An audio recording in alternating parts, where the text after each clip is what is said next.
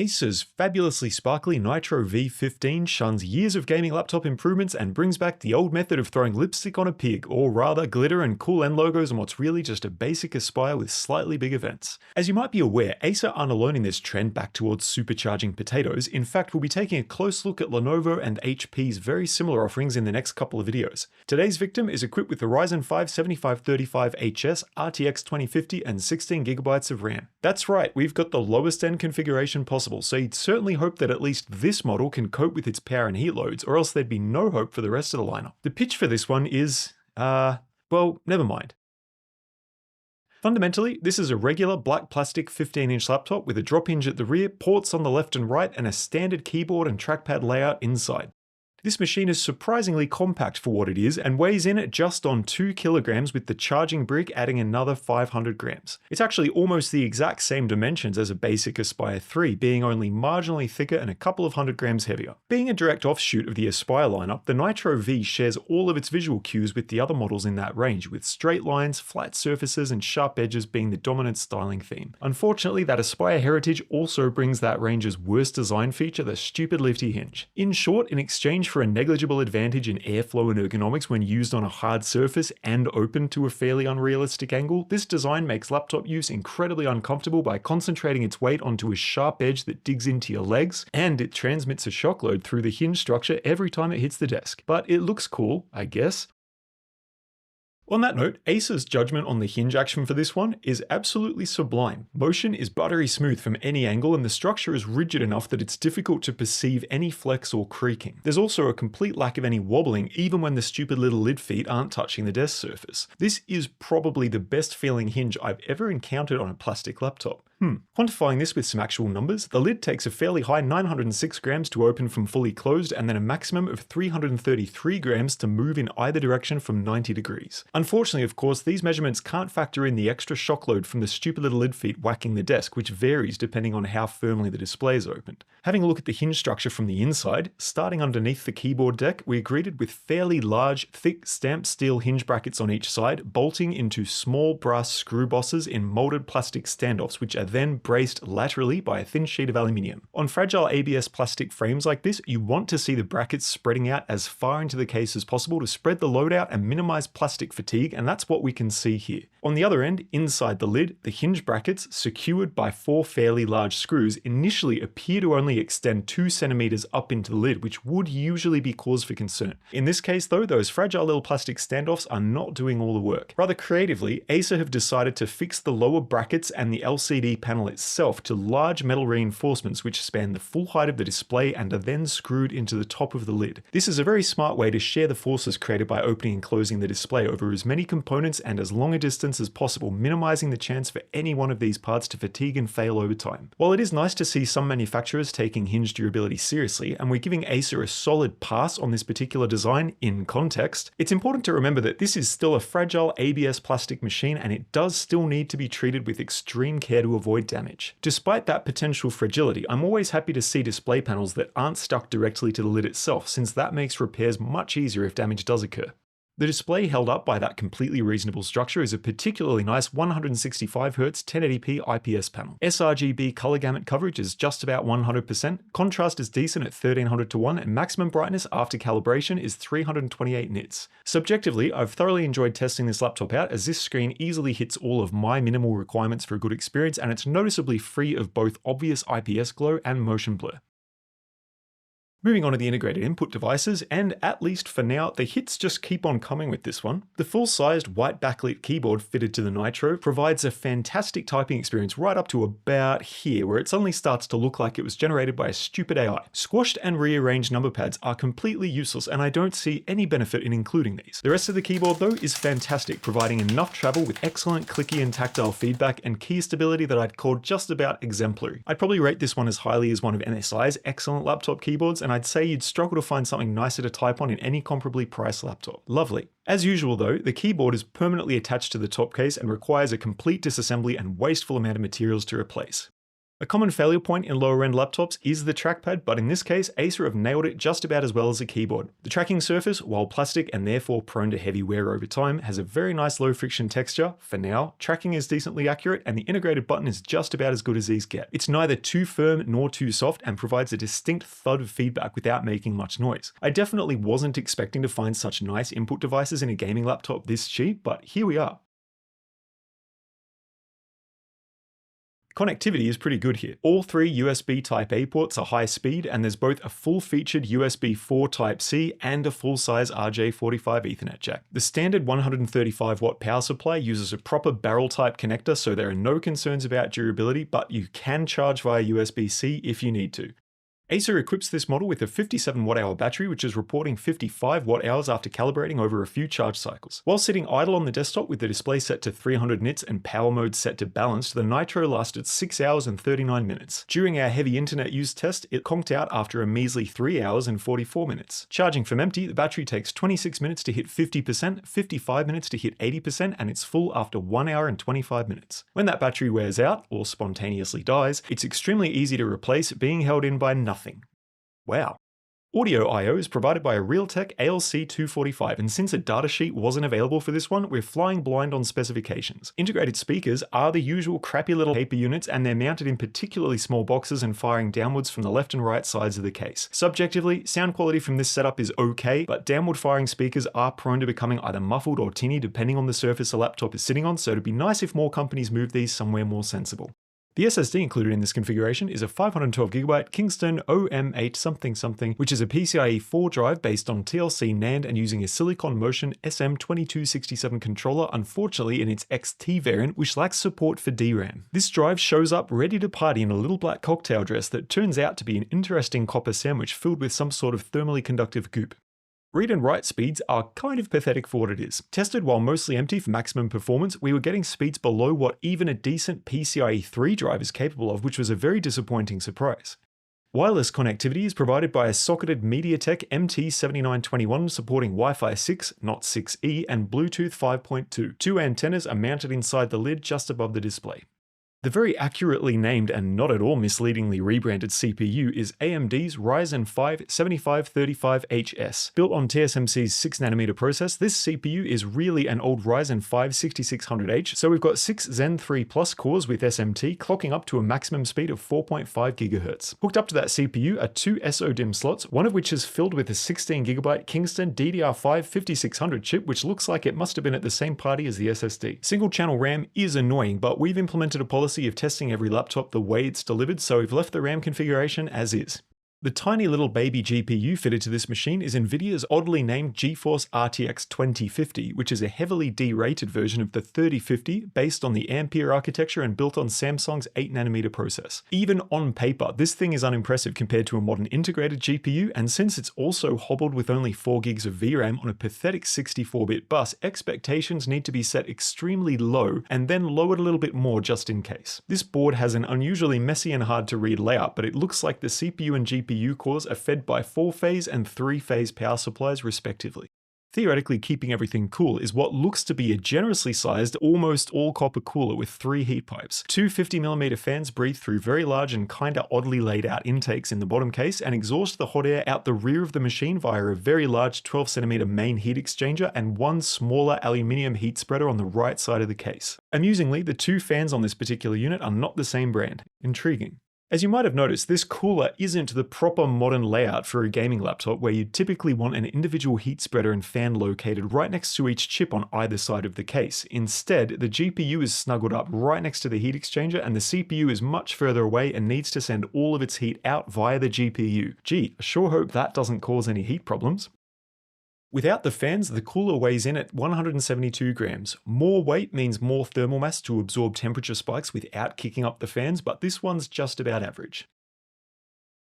Well, you probably knew this was coming. We've subjected this machine to several full load stress tests over 30 minutes each to see how the power delivery and cooling cope under harsh conditions. Data has been gathered using the OCCT Pro software suite, which offers extensive integrated stability testing and, in its Pro version, data logging capabilities. This software was provided to Nuclear Notebook free of charge for evaluation, and we've been very pleased to find that it effectively replaces the 3 separate pieces of software we used to gather this data previously. For all the following tests, the machine is sitting flat on the desk running Ubuntu 25.04 with NVIDIA Open Kernel Driver 575 and set to its high performance power mode with NVIDIA Dynamic Boost enabled. Testing is carried out before the machine is dismantled to avoid any changes introduced by repasting the cooler, and we have confirmed that the power delivery and cooling performance is completely identical between Linux and Windows 11.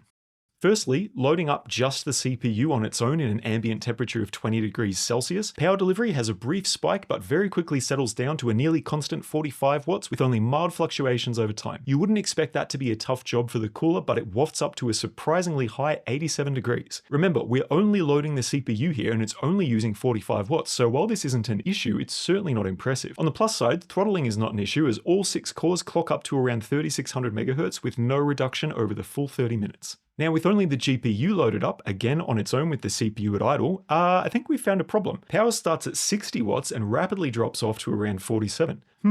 And there it is. The GPU temperature almost immediately spikes to 87 degrees, at which point NVIDIA's GPU boost algorithm starts aggressively cutting the clock speed. As a result, our initial mildly unimpressive clock of just over 1500 MHz flops to a wildly unimpressive 1250 after only a few seconds. Now, with both chips loaded up at the same time, the CPU is pretty aggressively starved of power by dynamic boost running at just under 22 watts. Along with that low power consumption comes much lower temperatures, now just barely nudging 70 degrees. Of course, that does bring with it the downside of significantly reduced clock speeds, and the cores are now running at just under 2600 MHz, a reduction of a full gigahertz. Hopefully the GPU's doing something productive with all the power it's stolen. Well, not really. Pretty much mirroring the GPU-only test, it starts out at a promising 60 watts and then gradually drops further and further towards 40 as time passes, bottoming out at 42 watts by the 30-minute mark. Predictably enough, the core temperature is enormous, hovering between 86 and 89 and triggering a rapid reduction in boost clocks to just over a gigahertz. This time around, you can actually see a few wild frequency swings as the GPU panics about its temperature and tries to get it under control, with the lower bounds dropping as low as 700 MHz. Well, all that was very unimpressive, but since those tests were carried out at an ambient temperature of 20 degrees, you might be wondering how badly this system would cope on a hot day. Well, Nuclear Notebook has got you covered. We're now introducing a high temperature full load stress test carried out with the office heated up to an unpleasant 30 degrees. Under these conditions, CPU power doesn't look too different, plummeting almost immediately to just 22 watts. This time around, the CPU slowly drifts up to 76 degrees instead of stabilizing at 70, but since this is still nowhere near thermal throttling territory, the clock speed stays fixed at just under 2.6 GHz. The GPU, on the other hand, is really suffering now, shedding a full third of its 60 watt power budget within the first few minutes and never actually stabilizing. You can see it's still slowly dropping all the way to the 30-minute mark and finishes the test at just under 36 watts.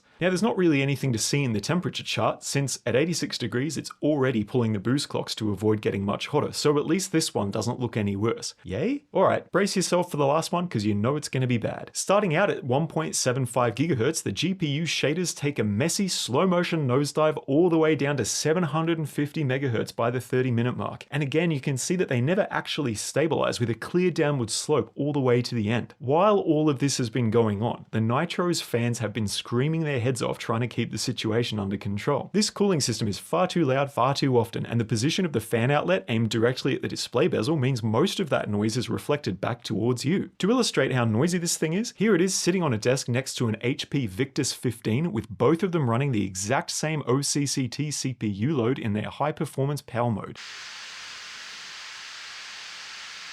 Now, listen to the sound difference when we take the Nitro away.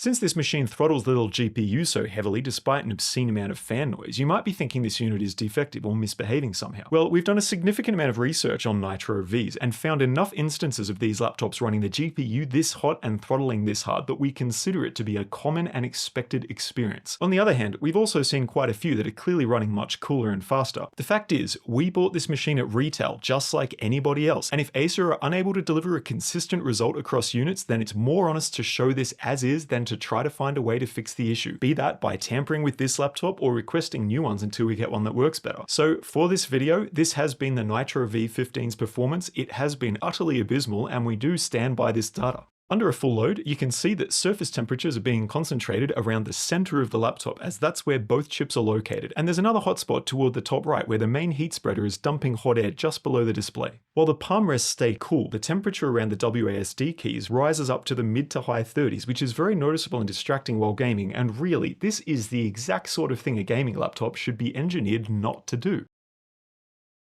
Now, since this is a gaming laptop, we're obviously going to run through a few gaming benchmarks. From now on, we're going to break with tradition here and standardize our benchmarking around two concepts: relative performance and realistic experience. Firstly, to place this laptop into easily understood context, we'll show the performance compared to a common desktop gaming PC and a typical mid-range laptop with an integrated GPU. Compared to just showing endless bar charts full of similar laptops, we believe this suits our style of creating objective appraisals and not comparative buying advice, and avoids any inadvertent implication that laptop with longer bar on graph equals better laptop. The desktop PC was built to match the most common configuration based on Steam's hardware survey as of mid-2025, a 6-core CPU, 16 gigs of RAM, and an RTX 4060 graphics card. For the laptop with integrated graphics, we're using Lenovo's IdeaPad Slim 5, equipped with a Ryzen 7 8845HS running at up to 55 watts and 32 gigs of fast DDR5 memory. Performance figures are taken at 1080p resolution, with graphics set on a game-by-game basis, aiming for a rough target of 80 frames per second on the gaming PC. So, straight away, you might be thinking, well, that's a bit disappointing, as this gaming laptop with an RTX branded dedicated GPU is barely pulling away from that skinny little Lenovo using half as much power. Plot twist, I actually put the best results first. At these standardized settings, this thermal throttling entry-level GPU is at best marginally faster than a decent integrated GPU, while guzzling far more electricity and making far more noise. But more often than not, games perform no better at all, or in the case of Civ 6, Cyberpunk, and particularly Marvel's Guardians of the Galaxy where it falls flat on its face, the results are somewhere between worse and completely useless. Of course, in the real world, you'd be matching your game's graphics settings sensibly to your hardware, so let's see how this system copes using more realistic settings. We were expecting Assassin's Creed Valhalla to work reasonably well on the 2050, but was surprised to see that even on the low graphics preset at 1080p, the 4GB frame buffer is already full, while the game looks a good decade older than it actually is. With a frame rate that's nowhere near holding on to 60, you're certainly not going to be going any higher in settings or resolution. Off to a great start then. Borderlands 3 was another disappointment. This is a half-decade old Borderlands game, but once again, this one needs to be set to the low preset at 1080p, both to keep the frame rate above 60 and to avoid running out of VRAM. On low, the game does run very well, and this is one of the rare moments where this gaming laptop kind of feels like a gaming laptop. Now, in my opinion, Cyberpunk 2077 really needs a couple of conditions met as a bare minimum to be a playable and enjoyable experience. On a 1080p screen this large, it must be run without an upscaler or it just looks like crap, and crowd density really should be set to high to avoid breaking the immersion of a bustling city. Well, set to the low preset with no upscaler, this GPU can't even hang on to 40 frames per second, and it spends quite a lot of its time dipping into the 30s. Dying Light 2 is much the same story, set to the lowest quality graphics preset, and of course manually switching both the upscaler and film grain off because ew, the 2050 chokes pretty hard on this game and has its work cut out for it just to keep the frame rate somewhere between 40 and 50. While that is still completely playable, it's far from ideal since movement and combat are extremely fast paced and really benefit from the lower input latency that a high frame rate brings. One of the headlining features of GTA 5 Enhanced Edition is the comprehensive ray tracing upgrade. However, you're not going to get too far trying to run RT on a 2050. Unfortunately, even dropping settings to high isn't enough to keep above 60 FPS on this one, so it's stuck using the minimum preset, and even that only leaves us with half a gigabyte of free VRAM. Jeez. On the plus side, the game runs like butter at about 100 FPS at these settings, and it looks pretty decent too. Still, overall, add this one onto that pile of disappointment. Guardians of the Galaxy serves as a stark reminder of how close to totally obsolete these 4GB graphics cards are. With the settings dropped as low as possible at only 1080p, VRAM is completely full by the time you're at the main menu, and the situation doesn't improve once the benchmark loads in. Given that, as we saw earlier, this game is completely playable on a Radeon integrated GPU, this is an incredibly disappointing performance, and it really shows how pointless ultra low-end GPUs have become. So, wrapping up, the Nitro V15 is a good-looking attempt at buffing up the Aspire 7 to gaming laptop standards, and it's equipped with a fantastic keyboard and trackpad, good connectivity, and a very nice display. Plus, this machine has shown excellent Linux support, giving us absolutely no issues on Ubuntu 25.04. Things go downhill pretty fast from there. Battery life is pathetic, the fans are far too loud far too often, the hinge design makes laptop use uncomfortable, and the cooling system in this machine has completely embarrassed itself with intense thermal throttling on a tiny, nearly useless entry-level GPU. Adding insult to injury, right as we were wrapping up production of this video, the battery has suddenly and completely failed after only a few dozen charge cycles. With all of that considered, as is, we're awarding this particular machine an official rating of British car industry in the late 1970s. Know what I mean?